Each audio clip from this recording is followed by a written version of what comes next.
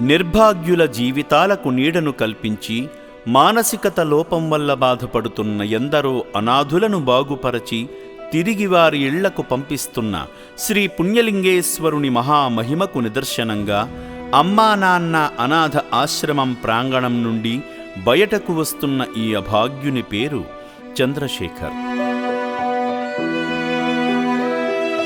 తన స్వస్థలం హైదరాబాద్ పరివాహ ప్రాంతంలో ఉన్న ఫిర్జాదీగూడ.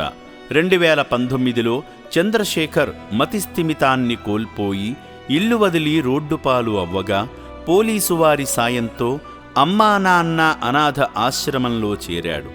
శ్రీ పుణ్యలింగేశ్వరస్వామి మహామహిమ సంకల్పంతో త్వరగానే కోలుకున్నాడు. చనిపోయాడని నిర్ధారించుకున్న వాళ్ల బావకు చంద్రశేఖర్ కనిపించగానే కిన్నెరస్ జంగయ్య షాక్కులో ఉన్నాడు.